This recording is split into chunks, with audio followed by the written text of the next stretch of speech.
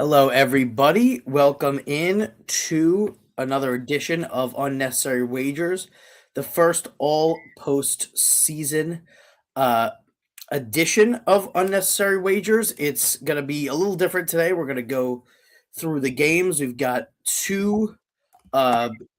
we've got two college football playoff games to get through. Coming up on the very end there, and we've got six now NFL playoff games this weekend. The field has been set. The lines are out.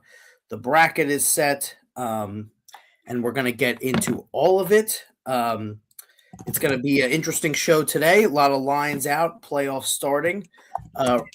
Nick, give everybody the social media. Yep. So you can follow the Empty the Bench Network across social media at ETB Network. You can follow me on Twitter at Nick DiMart and Liam at LiamMTGP. You can follow the Moving the Goalpost show at MTGP ETB. Did I say? Yeah, at MTGP ETB across social media. You can watch all Empty the Bench shows on youtube.com/ETB Network. And you can listen to all Empty the Bench shows wherever you get your podcasts. And make sure to like and subscribe. All right. So, got a little bit to get into. We took a little bit of a different turn this week. We were on a Wednesday instead of a normal Monday. So, this is our first show of the new year. I'll start by giving myself some props and then giving myself come down to earth. This was, I think, one of the only shows that I watched in the last month that gave out Miami money line. I had that on the show, gave it out, plus 278, won pretty easily. Again, 9-point dogs, money line hit. That's one of the only shows in America that gave that out. I will give myself down to earth because I also said in the same episode that I was picking Texas Tech to win the national championship. Yeah. Hey, at least you're fair. At least I'm fair. So Miami did beat Ohio State. Texas Tech had the same number of points that Minnesota daycares have kids. They were shut out. It wasn't that much of a blowout. It was just Texas Tech never scored. It didn't really get insanely out of hand until the very end. The worst game of the week was Indiana and Alabama. Alabama was never really in the fight. I did take Alabama in that game, but Alabama was never truly in the fight. And the best game of the week was Ole Miss and Georgia. Ole Miss continuing one of what could be one of the best stories in the history of college football. I would argue maybe the second best story in the history of college football behind Indiana. Right. They were down at half, which I hit on that. I had on the show. I had Georgia first half. Georgia was winning by 9 at halftime. Ole Miss came back, had a great third quarter. Georgia retook the lead or tied the game. Ole Miss took the lead, and then Georgia had a drive that felt like it was going to be the end for Ole Miss. They had a pass interference followed by a defensive holding by the same player on back-to-back plays. Yeah. Number 14. Georgia could not put it in the end zone in a 3-point game. They tied the game. Ole Miss came down and won. Ole Miss have a great kicker. They came down and won. So, Miami, Ole Miss, Oregon, Indiana, which I don't think anyone in the country would have had at the start of the season. No. I don't think anyone in the country would have had any of the 4 teams.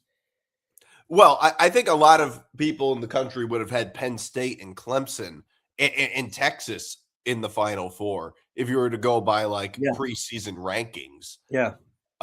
Completely. Yeah, it's been a great year of college football this year, certainly in the playoffs. Look, that the Sugar Bowl was a crazy game. I thought Ole Miss was, even though I picked Ole Miss and I felt like one of the only people in America who was really high on Ole Miss. Like a lot of people they were like, well, they had a good run. They played Tulane. It kind of comes to an end. And I really was not convinced of that at all. And not to sound like Chris Collinsworth, but I mean, Trinidad Chambliss reminded me a little bit of Mahomes in that game with some of the plays that he made down the stretch. It was really just incredible. And Georgia is known for having one of the best defenses in college football, certainly. Also, I thought like the funny thing about that game is that Ole Miss kind of did Georgia. It's like they Georgia. Like they were down 9 points in the first half, and then they make this triumphant comeback. And usually that's what Georgia does. That's how they won a lot of games in the regular season. Like I thought Ole Miss after that, like at the end of the first half, when I don't know if you remember, but like they had this really bad clock management. The wide receiver didn't run out of bounds. If he had, maybe they would have had one more play and kicked a field goal, and they didn't. That was just the end. They left points on the table, and I thought, man, this is just the end for Ole Miss right here. But I'd have to say it's a really, really cool story that their coach dumped them right before the playoffs, and then they rallied together and they win as what were they like more than a touchdown underdog? They were like 8-point underdogs, I think. That's a really cool story. Yeah. It was a great game. And it was the best game of the week. Definitely, it was the only game that was. It was the only game that was really relatively close for the whole weekend. Yeah. And so it was a perfect. It was a perfect sort of cap off to the end of the playoffs, and then lead us into the NFL Week 18, which was essentially pretty uneventful. The Buccaneers beat the Panthers, but the Falcons beat the Saints, which meant that the Panthers still won the division in one of the odder situations in that I've seen in football. Excuse me. The one seed went to the Seahawks, who won a really just horrible game between the Seahawks and the 49ers. It was not entertaining at all. No. We had sort of not a lot of movement in the NFC because the Bears lost to the Lions, but the Eagles also didn't play their starters, so they lost. So that stuff stayed as it was. The Rams got to the 5, and the 49ers went to the 6. That was about the biggest movement we had. And then in the AFC, you sort of kept pat. I mean, the Chargers weren't playing their starters, so that was expected that the Broncos were going to win. And there really wasn't a ton to play for besides the division, which the Jaguars were playing the Titans, so that was over pretty quickly. The Texans had an outside shot. And that was pretty much, I mean, the Bills moved ahead of the Chargers. But it was really uneventful until the night game. And the night game really got good in the fourth quarter. I thought it was. I don't know. I thought it was good the whole game. I thought it was. I thought I was not entertained until the fourth quarter. It was an unbelievable fourth quarter with so much stuff going on. With you had the touchdown by the Ravens where no one was even close to him, and then you had the touchdown right away from the Steelers where the defender falls down. Then you had a big fourth down conversion. The missed extra point that kept it at 2 points, the big fourth down conversion, and then the hooking of the field goal that won the game for the Steelers and the division. It was the best game of the day. It was the best game of the week. It was the best game of the recent couple of weeks, to be honest. And, you think it might have been the best game of the year? No. That Seattle Rams game was better, probably. Okay, maybe. Yeah, but it's certainly up there, I think. I would say it's certainly up there. My question about that game is, Did it all of a sudden get like really windy? Hmm. Like, Yeah. I mean, I don't Well, know if that was the it at missed all. extra point was definitely because of the wind. Yeah, it looked This like it. extra point sputtered out, and that guy never misses extra points. No, The no. the um the second one, I thought I didn't know if the wind, how much of a factor the wind played He may in have just that shanked it. one, but he did just shank it. But it wasn't ending. I mean, I think that the Ravens, I think, couldn't really be that upset because I don't think really the Ravens deserve to be in the playoffs. I don't really know if they fully deserve to win that game. I don't think Um, they thought that either. I mean, the Ravens were there basically because of big a big loss by the Steelers to the Browns. Although they would have been out the week before. So I don't know how upset you can be. I mean, I think the biggest annoyance by Ravens fans was that this was really the only time um, this year that Lamar Jackson really looked good in a game. Yeah, Um, or at and least then healthy. and possibly going into a game that you could see as winnable next week. That's where I would be annoyed. But on the season as a whole, the Steelers would have kind of choked away the division if they had Yeah. lost. So I think that the Ravens can't be, or Ravens fans can't look at it as too much from there. Well, I think there's both sides. I think there's the side that you brought up, but also the side that you're right that the Ravens didn't deserve it, but it's also impossible to deny that it was a missed like this season was a huge missed opportunity for the Ravens. I mean, now like in a year with no Mahomes in your conference, you don't have no Mahomes, and in your division, no Burrow, although that happens a lot because he gets hurt. I mean, same thing happened a few years ago. That happened like just with injury. Burrow gets injured a lot, but no Burrow and no Mahomes in your conference. It's like that's a missed opportunity. I mean, if you look at the AFC this year, it really just is kind of weak. And I just think that Ravens fans have to feel like, this could have been our year, and it just ended up as a huge missed opportunity. And that I think that had a lot to do with why Harbaugh was fired. Like they just felt that what ended up happening this season was just unacceptable. Yeah, I mean, but I just think personally, like the loss of how much of their team was injured the whole year, including their Yeah. quarterback. Yeah, that too. To climb back into the division, to have a possibly, if Loop had made the field goal and the Ravens win, they would have had a winning record after starting 1-5. Yeah. I just think that factored in too. I probably wouldn't have fired Harbaugh if I was them, but I wouldn't either. Like, I don't know how much you can really blame this on Harbaugh. no. I mean, look, there's a lot of reasons to fire Harbaugh. There have been throughout the years. I just don't think this year was necessarily a reason to fire Harbaugh because it's just with the amount of injuries that they had. Lamar Jackson, not only didn't play for like half the year, but also wasn't healthy when he was playing in a lot of these games. Like, how do you really blame that on the head coach? I think that I don't know how much of it do you think may have been like some sort of power struggle with upper management. Like something tells me maybe that's the case. And like that's what it looks like to me a little bit because the Ravens, like a lot of these AFC North teams, they have a tendency to not fire their head coaches and are just satisfied with being above average. So like I was just honestly more than anything, I was surprised that they ended up firing Harbaugh. Yeah, excuse me. I agree with that. I was surprised. I was seriously surprised.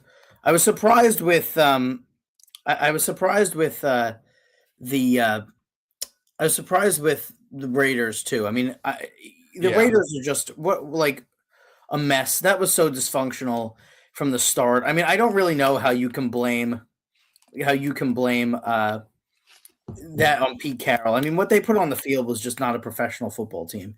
Um, Yeah, it I really agree. wasn't, barring 2 players and 3 players. But and I think that you could make the same argument. I mean, and the fact of the matter is, they still went out and beat the Chiefs in that last game. And if you take into consideration, and I know that it's a little bit different because Pete Carroll is older and whatever, but if you could take into consideration the Jets, who were also not a professional football team that they fielded, but look at how the Jets finished the season. I mean, Yeah. it was embarrassing.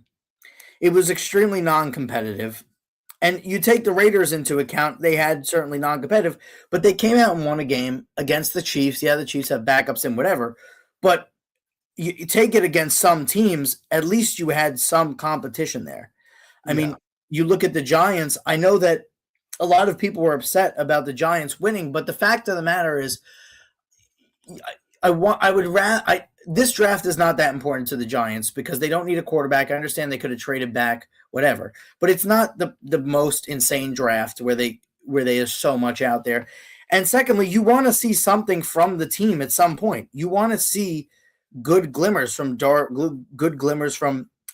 players like that, where you can go in and feel hopeful about the season. Where I feel like with the Jets, I know that they're going to try and get another quarterback, and it's good they got the second pick, but I think that you'd like to see them have competed and lost a close games than what they put out on the field, especially the last 2 weeks of the season against divisional opponents. Well, I would say that the Jets are, in a weird way, are the worst of both worlds. Like, the thing with the Giants is, I see what you're saying. You do want to see glimmers of hope from players, especially from your quarterback. Mm-hmm. Although I would say the best case scenario is to see glimmers of hope and lose for the Giants. That would have been the best case. Just lose a bunch of close games, not win a bunch of games. That would have been the best case scenario for the Giants. The Jets, in a lot of ways, were the opposite of what I was saying, which is they won too many games, but it was also so demoralizing at the end. I mean, if you look at that December, the December that the Jets had has the to worst be December in NFL history. It's got to be. It's got to be the worst December in NFL history. I haven't looked at the point differential, but I'm sure I'd suffer a stroke if I did the math. And that, for the Jets, that's the worst case scenario, because not only were we just so demoralized at the end of the season, but also we don't have the number 1 pick.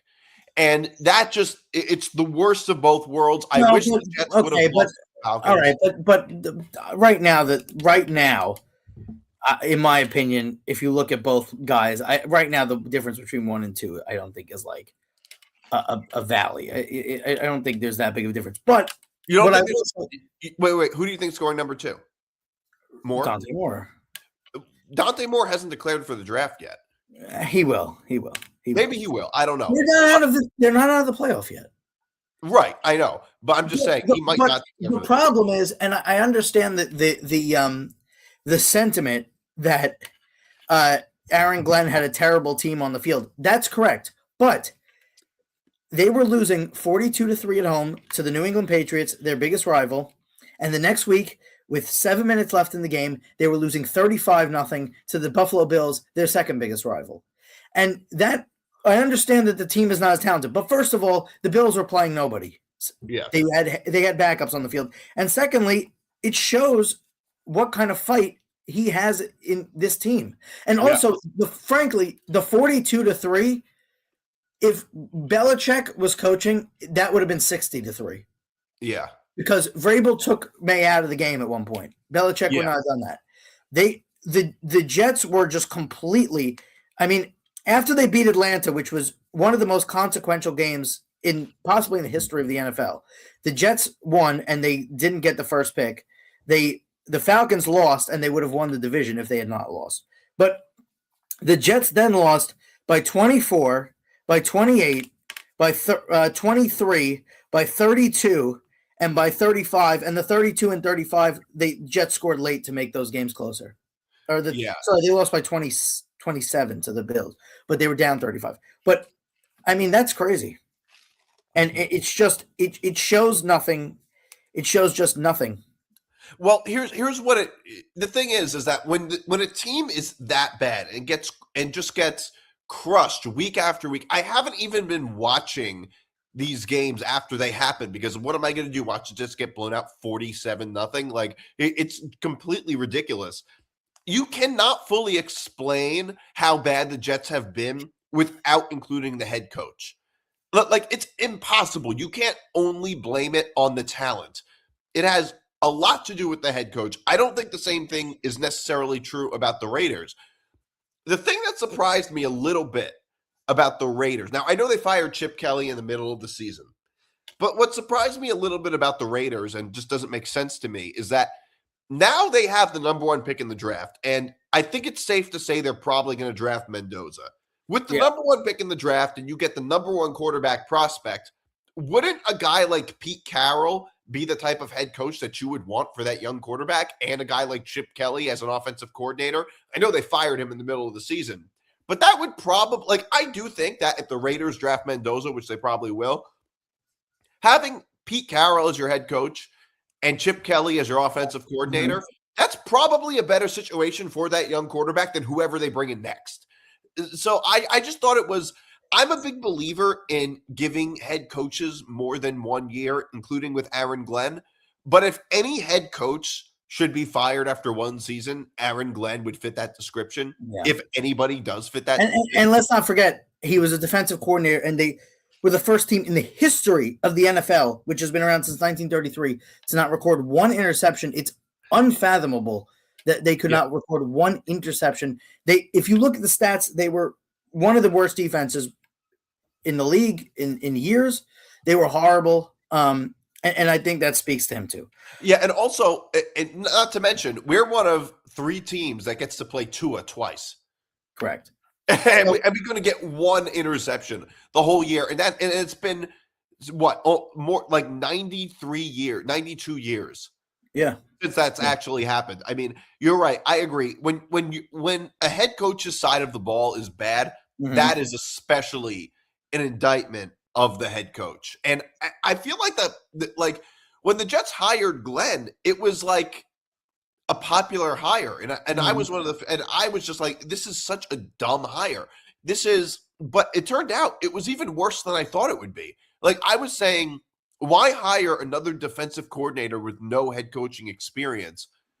Like that's just what we've been doing for the past 10 years, 15 years. And now it's like, it's even worse than that because he can't even coordinate. Yeah. All right. So also last thing, we'll close with this with the recap. On November 23rd, with 1 minute left in the third quarter, Michael Badgley hit a 23-yard field goal to put the Colts up 20-9 on the Kansas City Chiefs. They were at that point 8-2 and had a stranglehold on being the number 1 seed. They were well on their way to 8-2. They blew that game and then never won a game again. In that time period, Daniel Jones tore his ACL. They brought in Phillip Rivers. They also started Riley Leonard, and they not only fell out of the 1 seed, not only fell out of the division lead, they did not make the playoffs. I think it's underrated. I don't know if it's been talked about as much because of the parity in this league, and I think because of the Daniel Jones injury, but it is one of the great collapses in NFL history. They were 8-2, up 11 points with going into the fourth quarter with a chance to get to 9-2, and they finished season 8-8.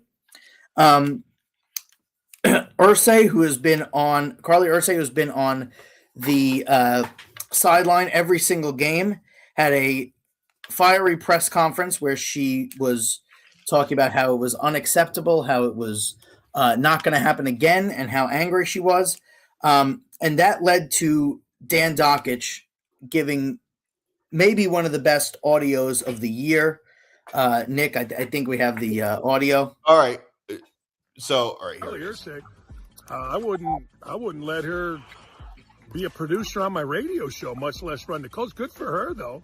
I mean, white privilege is real. I mean, she, happened to marry into the lottery, so now she gets to run an NFL team. But if I were her agent or one of her friends that told her the truth, I'd say, don't ever get in front of the camera again. because that was asinine. The only thing worse was Stephen Holder. My God.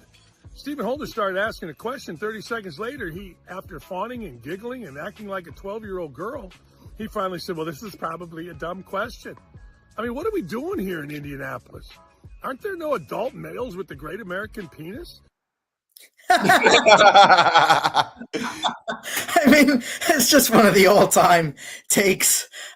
Are there no adult males with a great American penis in the room? I have to say, I think Dan Dockich might be one of the most underrated, just funniest takes of all time that he's so serious about too. Yeah, I was a little when I first heard this audio, I was a little confused as to the context of it because I didn't. So, what was the dumb question that Stephen Holder asked? I don't know what the question was. Yeah, that's well. What I'll tell you is, don't ever start off a question with "This is probably a dumb question." I think he said it afterwards, but yeah, maybe one of the funniest things I'd seen all week when he said, "Are there no adult males with a great American penis?" Which was amazing. You know who does have a great American penis? Matt Khalil. Yeah. Did you see that story? I did see that story. He's yes. suing his ex-wife for defamation. Yeah, correct. Because she said that the problem in their marriage is that his dick was too big. Yeah. And the thing is that how is that defamation?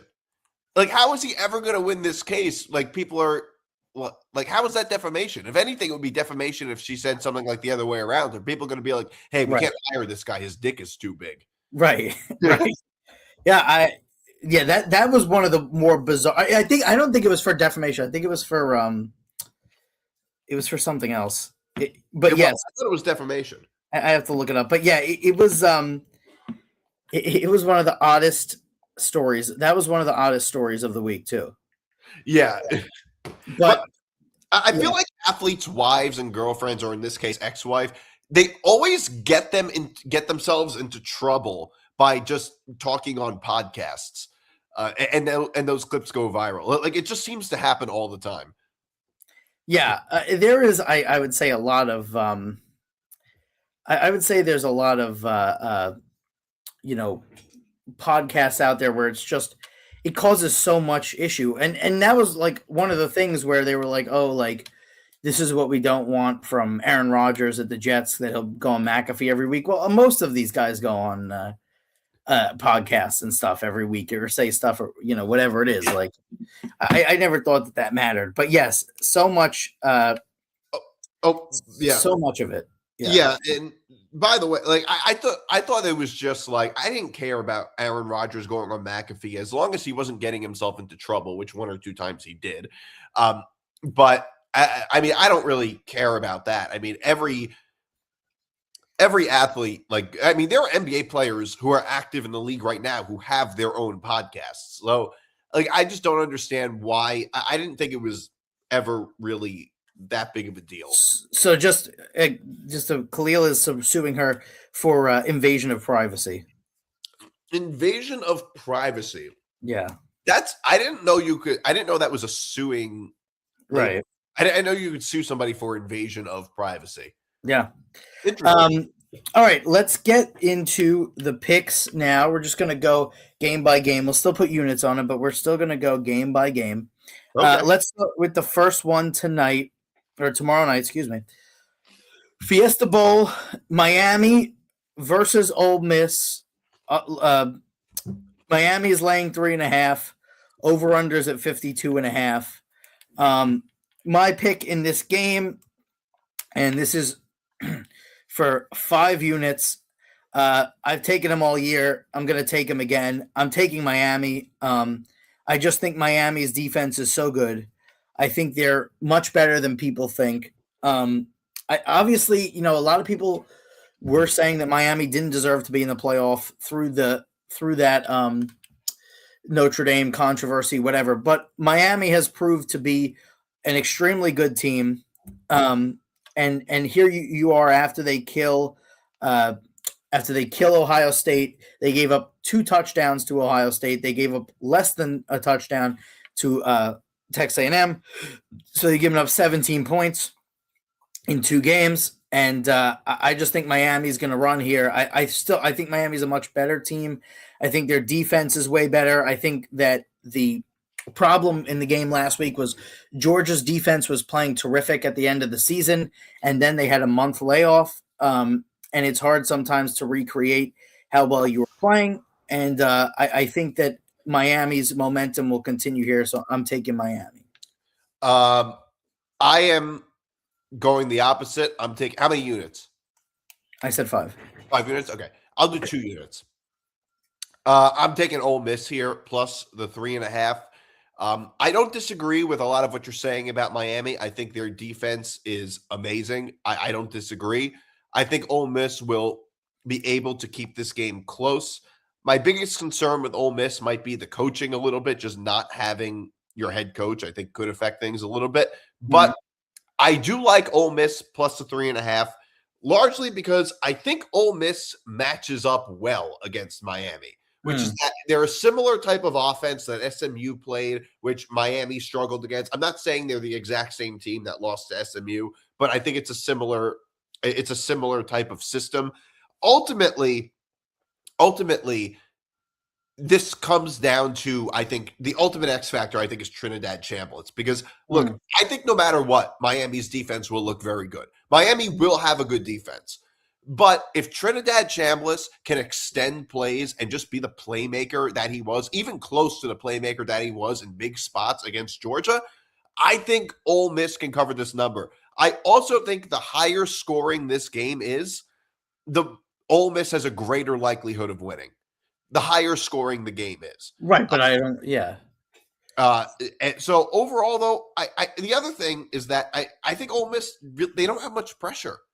That's another thing. And I could see Miami winning this. I just don't think they're going to cover the 3.5. That extra half a point scares me a little bit. I mean, I don't know if any of these teams have much pressure on them, though, to be honest. Sure, Miami doesn't have much pressure on them either. I think Ole Miss especially doesn't have much pressure. Right. Also, Trinidad Chambliss made like a lot of plays that were like he's lucky that the play, he was able to make the play to a receiver. There was one where he was at I think the 30, and at one point he was in his own end zone running. And was able to make a completion. There was a one where he flipped the ball for a first down, but if there was a defender near, it would have went the other way. So I think that Miami's defense is going to hold him a little better. And I think that they're just that good, and I think they're on a path now, especially after sort of the controversy, and there was a lot of talk of like, oh, they shouldn't be in, or oh, they shouldn't be playing over Notre Dame. I just think that kept them sort of motivated, and I think that they're that good where that's going to push them, and the momentum they have right now is high. Here's the question. Do you think Mario Cristobal is going to have a Mario Cristobal moment? No, not really. I don't either, actually, because I was saying that earlier this year. I don't think he will. But that always it would just be a very Mario Cristobal thing to have like a Mario Cristobal moment at the end of this game. I'm not predicting that. Look, I mean, he's had a good season. He has. Yes, he's done a great job for Miami this season, without question. All right, let's move on to the second game on Friday night. It is going to be Oregon versus Indiana. That is the Peach Bowl. Sorry. Okay, Oregon versus Indiana. It is Indiana laying 3.5. It's over under 48.5, and I am going to use 4 units on this, and I am going to take Oregon plus the 3.5. I think Oregon's defense is showing how special they can be against Texas Tech, who's a very good offensive team. And I think I think Alabama just didn't have it in them to compete in that game. And Oregon can have those games where their defense shows up and plays very well, and they have had those at some point. But at the same time, their offense is terrific, and they've won most of their games based on their high-powered offense. And I frankly don't know if Indiana is gonna be able to keep up with their offense in a this is a game where weather is not a factor. It's warm weather indoor as well, retractable roof. So I'm not sure which one they're gonna put, but and I also think that Indiana beat Oregon this year, which is a big factor too, because Oregon is obviously not taking Indiana for granted. They're out for revenge. They've seen them already this year. It's I believe, it's the first team that Mendoza's played this year that's seen him already in the same season. So I think that Oregon is going to be well prepared for Indiana. I'm going the other way on this one too. I love Indiana. I think, look, right now, I think Indiana just looks like an absolute buzzsaw. No disrespect to Oregon whatsoever. I think they're a great team, but Indiana is just, they're the most physically sound team I've seen in a very long time. Very, very sound. Every big game that they've been tested, Indiana has won. And some of these games they've won by a lot. I just think that Indiana has one of those, they have one of the best defenses in college football. They have they don't allow a lot of points. I don't think Oregon is going to be able to score a ton of points like they were able to do against Texas Tech. I don't think that's going to happen. I think Indiana will not shut down Oregon's run game, but I think they will limit it greatly. And if Oregon can't run the ball, that's going to be very difficult for them to win this game. And I just think Indiana, every time I pick against them, they prove me wrong every time. Every single time they've been tested, they've exceeded expectations. The best argument in favor of Oregon is what you said, which is that Indiana had already beat them. I totally get that. That's the best argument in favor of Oregon. But if I look at these two teams, I look at the two quarterbacks, I look at the coaching, I just think Indiana is better in almost every category. Overall. I don't know if you could say the quarterback is that much better. And I don't know if you could say the coach is that, but I don't know if you could say the coach is that much better. I mean, Signetti's done a great job. Obviously, he's a terrific coach, but you could say the same thing about Lanning too. True. I mean, I would say Signetti, though, has done – look, Dan Lanning has done a very good job at Oregon. And Lanning's also he's great at firing up the team. And I feel like that he'll be great at turning that, hey, they beat us and they turned themselves into the talk of college football because we lost to them into fire. Yeah, I think the other way around is also true, which is that Signetti will be like, well, look, people are doubting us because we're a brand like Indiana, and it'll play that too. I think it goes both ways. Well, but I feel like there's less motivation when you've already beat the team. But yeah, maybe. But I think that, look, I think Curt Cignetti is he's just unbelievable. I mean, look, I think both coaches are very, very good coaches. I mean, I think, and this is totally besides the point, but I think that the story of what happened, there's going to be movies made about what Curt Cignetti did at Indiana. It'll be like a football version of the movie Hoosiers. That's how great of a job, how great of a story this is at Indiana. Just when I break down both teams, I just think Indiana they're just more fundamentally, I think, and it's not a knock on Oregon, I just think they're more fundamentally sound than anybody else. Well, and I'll put 3 units on this. And let's not forget too that this is excuse me. This is essentially never mind. Sorry. I thought this was the Fiesta Bowl for a second. Never mind. I was going to say something about the location, but that's my bad. Okay, let's but yeah, I agree with you. And I would probably, if I'm not going to touch it for the show, but I would probably go over. Yeah. I could see that. I think that the lowest, although I do think that just like with Ole Miss and Miami, I think the lower scoring of a game this is, Indiana's more likely to win. The lower score. Yes, correct. I agree with that too. But if there's 30, if you're going to tell me there's 30 total points scored, I'd be like, yeah, Indiana definitely won. But if it's a shootout, that might be a little different. But Indiana doesn't get into shootouts very much. All right, let's go to the NFL now. First game Saturday night. Yep. I'm not sure what channel this one's on. I'll figure that out in a second. But it is Rams Panthers 4 versus 5. It is on Fox.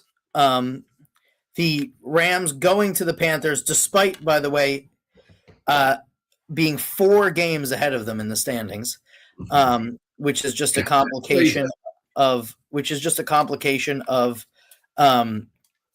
the NFL scheduling and standings, and also how good 2 divisions were this year, which is the NFC West, obviously, and the NFC North, which had every single team in the NFC North had a winning record. Every single team in the NFC South had a losing record. Yeah.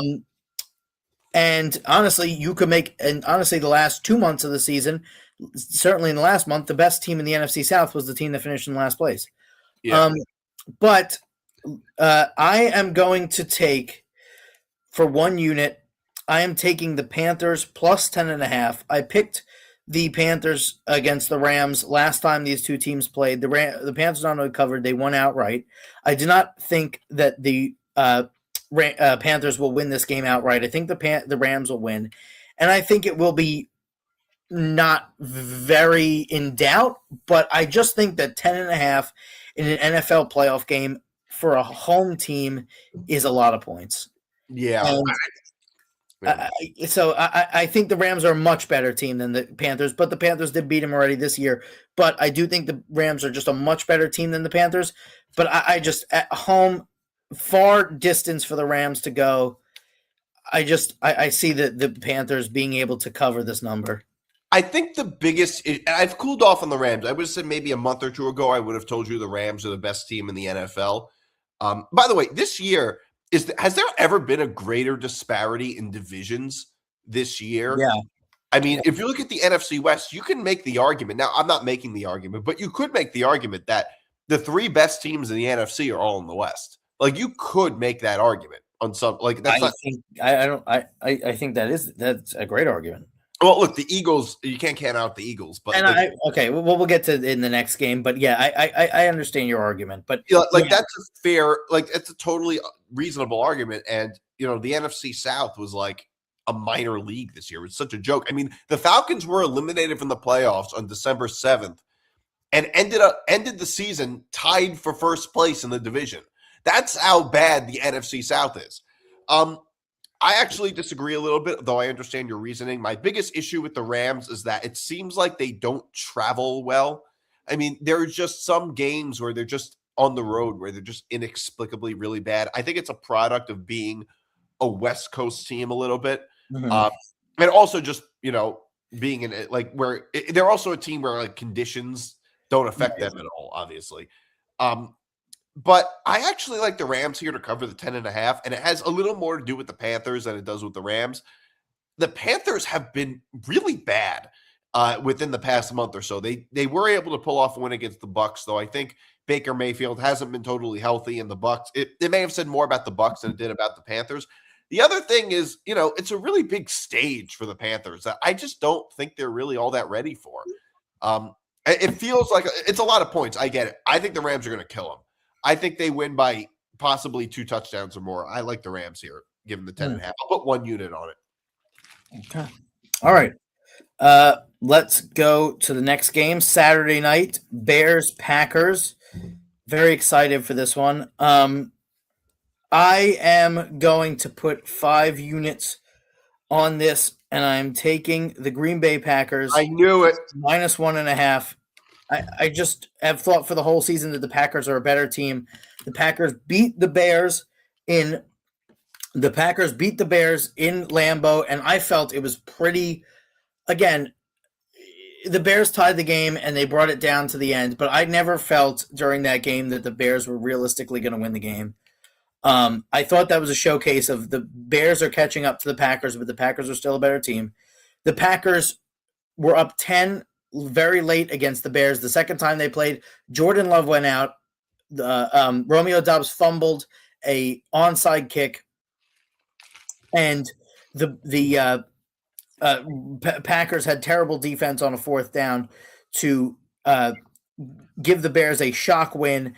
I don't think that the Bears beating the Packers in that game was indicative of the Bears being better than the Packers. If you look at everything that went down, I think the Bears have, sort of escaped some this year. And I think that the Packers are going to go in here and win. And I think that a lot of people are a little low on the Packers right now.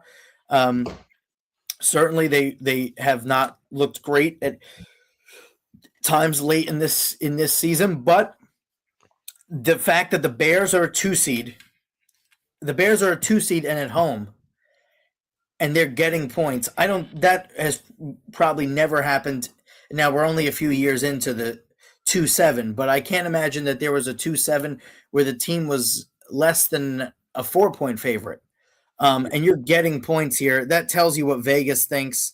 That tells you what the disparity between 2 and 7 which is not much. And I'm taking the Packers here.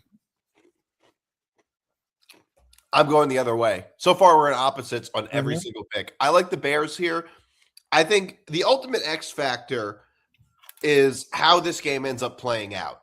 If this game goes a typical Bears game fashion, which I think it more than likely will, which is like shootouts late in the game, which is how most Bears games have gone this year. A lot of Bears games have gone this year. I think the Bears have the advantage because that's where I think they have a little bit of an advantage there. My biggest concern with the Bears is that they're still a young team. Caleb Williams, it's his first time in the playoffs. That's a little bit of a concern for me.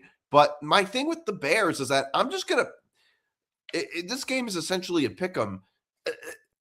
The Bears just figure out ways to win, or their opponents figure out ways to lose, which the Packers did the last time they played. I think the Bears are one of those teams that are good at being lucky. The Vikings were good at being lucky a few years ago. The Vikings were good at being lucky 2 years ago, whatever it was, when they won what were they, like 13-0 in 1-score games and lost to the Giants. So, I mean, it doesn't always carry over to the playoffs. No, that's totally fair. But I just think the Bears at home getting points I think these teams are they're fairly close. I think that just that at home, the Bears, they usually figure out ways to win. They usually figure out ways to win close games. Now, it's possible that the Packers that they become overmatched by the Packers. That could happen. In that case, that's a totally different scenario. But I don't think that's going to happen. I think that if this game is close at the end, the Bears end up winning. I don't know. You're trusting a quarterback in his first start versus Love, who's been to the conference champ, been to the conference champ. Well, the problem is sometimes the Packers, first of all, this year, sometimes the Packers defense has totally fallen apart at the end. And there have been moments where Jordan Love has been absolutely terrible. I'm not saying that's going to happen. I'm just saying that's also another factor. But the playoffs are a different animal too, though. But all right. It could be. We don't really know, though. All right. Let's get to the next game. I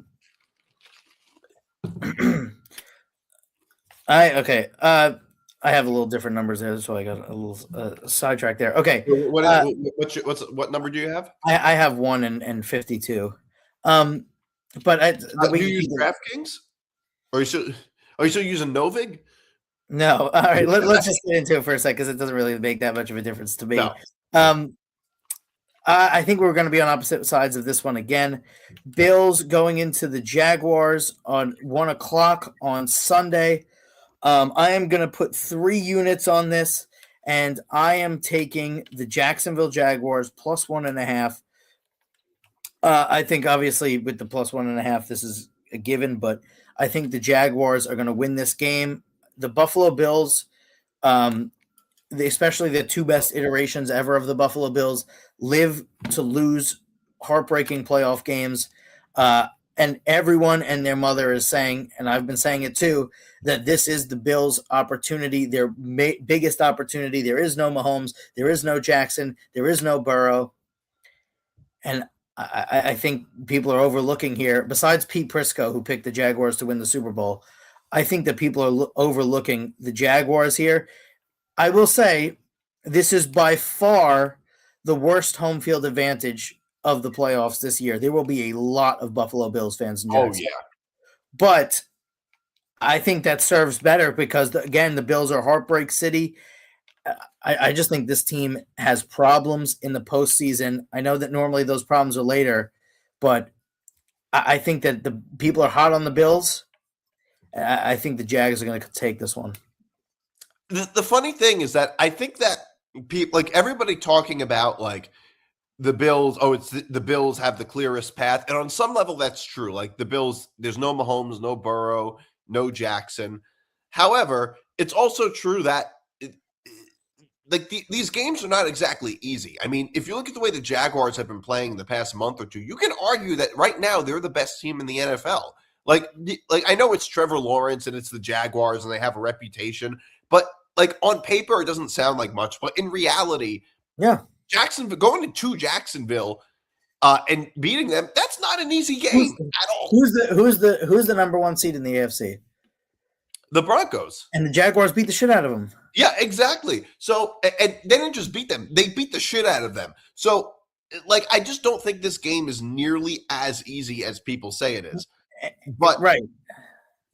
But I still have a sneaky suspicion that the Bills are going to pull it off. I just have a suspicion that they will. Ultimately, the biggest X factor will be Allen. Like, how good of a game? Because, look, Josh Allen is going to have to play a really, really great game in order for the Bills to have a chance. If you look at both of these teams side by side, Jacksonville, outside of the quarterback, is a much better team, without question.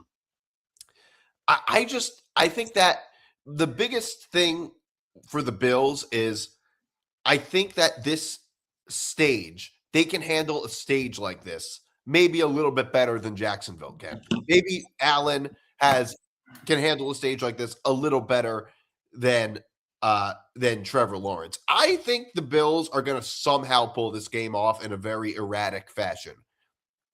Either way, well, I'll tell you what. I think it's going to be erratic. I'll tell you what. I agree with you. I think Josh Allen is going to have a gigantic game for the Jacksonville Jaguars because this is a matchup of the Josh Allens. And there's two Josh Allens. There's two Josh Allens, but let's not forget too, like you said, and Trevor Lawrence has been playing unbelievable too. Yeah. Imagine if the Jets had beat the Rams in 2020, but lost to the Rams. Imagine if they lost the Rams, right? That's the X factor as well. I mean, Lawrence has been playing terrific, and he's got a little bit more playoff experience under his belt. I mean, that game against the Chargers, that big comeback. I mean, I think that with Trevor Lawrence, like he was so good and such a obvious number one pick that when he wasn't like terrific right away, a lot of people thought he was a bust or he wasn't as good. He's been as good as a number one pick should be in the last couple of years. I totally agree. I think he totally got a raw deal. He didn't have a good year last year, but that's because he wasn't healthy. He got concussed. Right. And like, you're right. Like, I think that with quarterbacks, it was a similar thing with Darnold, where we just deem like these 21, 22-year-olds as busts when, don't forget, they're not any team that is in a position to draft a quarterback as good as them. None of them are good organizations, usually, other than maybe like New England drafting May or something like that. That usually doesn't happen. So we have like these sort of unrealistic expectations of like these 21-year-old quarterbacks. Yeah. I mean, that's what, I think that's a great point. And I think that's why there was a lot of looking at him and saying, oh, he was a bust or like whatever it is. I mean, but when you go back and look at it, it was, it was a rough couple of years, but now when you look at, okay, this is what I think that he should be, or this is where he should have been, I think that he's there. Yeah. No, I can't disagree with that. I mean, it would be really cool though if there was, imagine if there was like a Jaguars Seahawks Super Bowl. Yeah. Like the ultimate comeback, comeback Super Bowl, or like redeeming of quarterback Super Bowl, the Redemption Bowl. Yeah. Yeah, I agree that well, but you could also say that would be a redemption bowl, and this is sort of like I feel like a Josh Allen redemption too, where it's like okay, he's he has such a narrative that it's time for him to win one. All right, Yeah, and I always thought the narratives about quarterback, like the Super Bowl narratives with quarterbacks, are just I think they're very overblown in a lot of yeah, ways. of course. All right, let's go to Philadelphia 49ers Eagles. This is the game I'm by far well. We'll get into another game, but I think this is a game that I'm most stoked for this weekend. This is going to be a terrific game. I am going to put 4 units on this one, and I am taking the San Francisco 49ers plus 4.5, and I'm thinking of taking them outright. The 49ers are a very good team. They had a little bit of a hiccup in the middle of the season. They had a hiccup on Sunday, but they're playing the Seattle Seahawks, who have a great road record, a great defense. Seahawks might have actually been better off losing the game so they could play every game on the road. But the 49ers, besides that, they're a 6 seed that would have been the 1 seed if they had won on Sunday. That just shows you how much parity has been in the NFL. But let's not forget, if he wasn't injured for a few weeks this season, or more than a few weeks, but Brock Purdy would be the MVP. He has played terrific football besides on Sunday. And I just think the Eagles have struggled with quarterbacks this year. Quarterbacks that can make plays like Purdy can make plays. And the Eagles, we've talked about this a lot on the show. The Eagles feel like the 2023 Eagles. And I just think that the Eagles are not going to be able to offensively keep up with this 49ers team. And let's not forget, this is still, a raw moment for Brock Purdy. It was a raw moment for the 49ers as an organization in that game where they were having Christian McCaffrey at quarterback because they were on a 4th stringer. And I think that it's a little bit of a redemption, like you say, for Kyle Shanahan, for Brock Purdy, who have had so many heartbreaking losses, to come into Philly and get a win against an Eagle team that really has never – they're the 3 seed because their division was terrible, and the NFC West and the NFC North cannibalized each other a little bit. And I just don't think the Eagles have ever really shown me that, this is the Super Bowl team from last year. Well, I disagree a little bit, which is that I don't think they're that much like the 20. If they were like the 2023 Eagles team, they'd be like out of the playoffs by now. I don't think they're the Eagles. The biggest issue with the Eagles is that their offense is very streaky. Their quarterback is very streaky. Saquon's having kind of a down year compared to last year. Look, the way I see the Eagles this year is that they're not the Super Bowl winning team they were last year, and they're not the collapse late in the season team that we saw 2 years ago. They're really somewhere in the middle, which is what I think the Eagles are. We're finally on the same page with our picks. My biggest concern with the 49ers is they have some injuries on defense. That's one of their biggest issues. But I think Warner's coming back, though. What? I think Warner's coming back, I believe. Okay. Which helps our case. Certainly. But, I just think 4.5 points might just be a little too much. I could see the Eagles winning this game outright, but I don't think they're going to win it by a lot. I think they would probably, and they don't beat anyone by a bunch. No. That they almost never do. In a lot of these games, the Eagles have not covered the spread or not won. I mean, in a lot of these big games, if you look at their how they've played in the past month, they've really had a lot of clunkers. Mm-hmm. I think the 49ers are. First of all, I like their head coach a little better than Sirianni.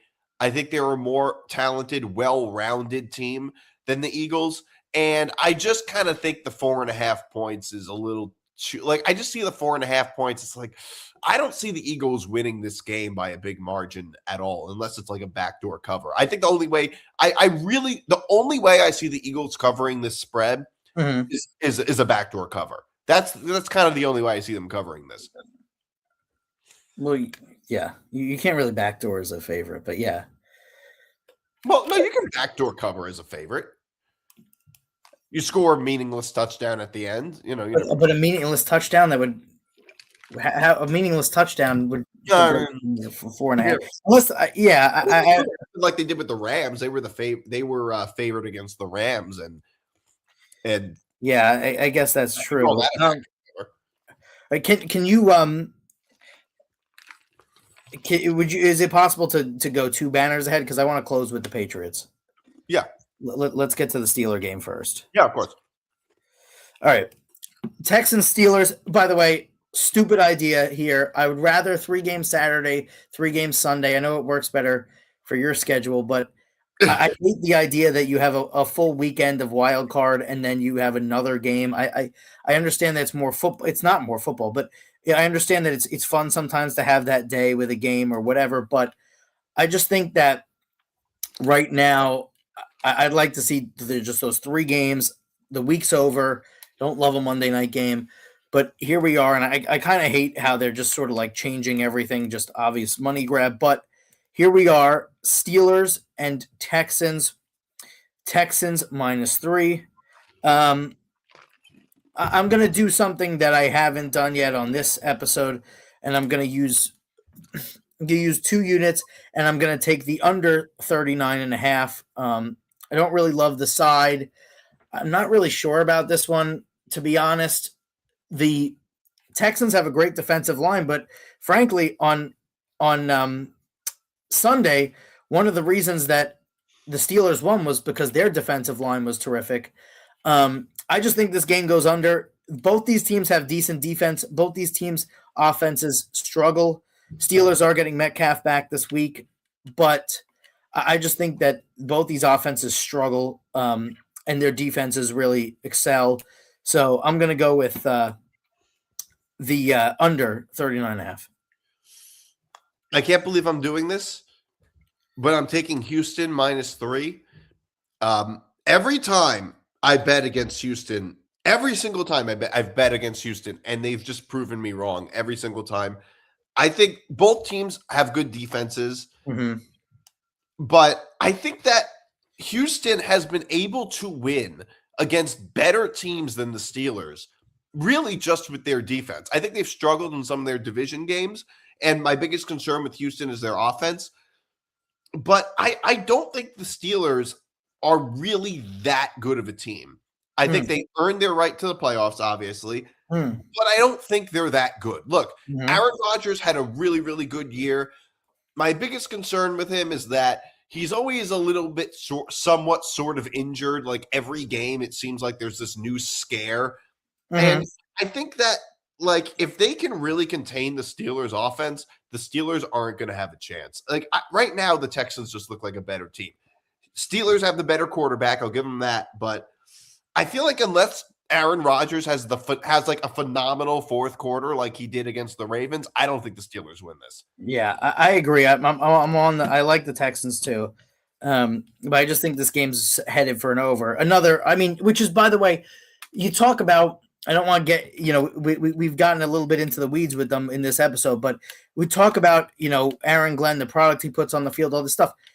I mean, how about just going away right away? Oh, we're not going with Rodgers and we're going to go with Justin Fields, when all indications was that Rodgers still wanted to be at the Jets. Yeah. I mean, that's just beyond stupid. And you look at what you have there, and that's an indictment, because like you said, Rodgers has been very, very good. And I think that I'm not saying he was great with the Jets, but let's be honest, he was a little better than he got credit for when he was with the Jets. And he was coming off of an ACL tear. At like 40 years old. I mean, I couldn't stand when people would say things like, well, right now, Rodgers sucks. I mean, well, compared to what other 41-year-old quarterback coming off an Achilles injury? In what context does Aaron Rodgers suck? It's ridiculous. And you could make, what the dumpster fire they are. You could make the argument that if they had a legitimate head coach, which Robert Saleh was at that point, if Robert Saleh had coached, they probably would have made the playoffs. Yeah, I think they probably would have too. And yeah, I kind of think that the Jets failed Rodgers more than the other way around. Yeah. All right, let's get into the last one because I talked about this 2 weeks ago. I said I didn't care about the number. I didn't care about the team. I am going all in with the units that I am ahead, and I am taking whoever the Patriots play. That opponent is the Chargers plus 3.5. And I'm sticking with that. I love it. I love it. I love it. I think the Patriots have played an insanely easy schedule. I think it's just it's the I think third or fifth easiest schedule in the history of the NFL. They have not been tested. This is a big test for them. I love the Chargers. I love them outright. I think Justin Herbert is going to come in here and win the day. And I think that the Patriots are just. I think the Chargers might win this easy. Justin Herbert. Yeah, don't you know that Drake May joke? Oh no! What is it? What? It's some stupid joke. That Ben had a shirt with Football Forecast with it, where it's like Drake May's nickname is Drake May. Oh, I didn't even know. also a joke, by the way, a joke. If Drake May wins the MVP over Stafford, I completely. He has less wins against winning teams than the Giants. Yeah, no, you're right. The Patriots schedule, I agree completely. I could see the Chargers winning this outright. I think, by the way, you want to talk about redemption? Talk about a narrative of a guy who can't compete in the postseason, Justin Herbert. I think he got a ridiculous amount of shit for that. I love the Chargers here, plus 3.5. Or narrative, sorry. I love the Chargers plus 3.5. Unfortunately, for the first time in my life, I might have to root for the Patriots in order for me to have a fighting shot at winning this the units battle on this show. But I don't disagree with you at all whatsoever. I think the Chargers, I can see the Chargers winning this game outright. My pick is Chargers plus 3.5. The Patriots were just riding high off an historically easy schedule. Absolutely it's insane. It's really insane how much everything fell to them. Even when they played the Bengals, there was no Burrow. It was insane how much stuff fell to them. I think that the Patriots are going to go out here, and then I think you're going to see a little bit of a different narrative because next year they have to play a first-place schedule. And I think you're going to see a different narrative. But when you're talking about narratives of Justin Herbert, also a narrative, I understand that none of the players or coaches were on the team, but the San Diego Chargers always lose to the Patriots in the playoffs. Yeah. As we were growing up, they constantly lost to the Patriots. So that's the arc. You don't have Brady now. You don't have Belichick there. It's a different world. And I just think that this is one of the crazier turnarounds we've seen, and Vrabel's going to win Coach of the Year, but it really had a lot to do with they were in last place last year, and they played a crazy last place schedule. Yeah. No, I totally agree. Yeah. All right. Thanks for tuning in, everybody. Thanks for all 49 of you watching. We will be back next week on another edition of Unnecessary Wagers. See you guys then. Yes.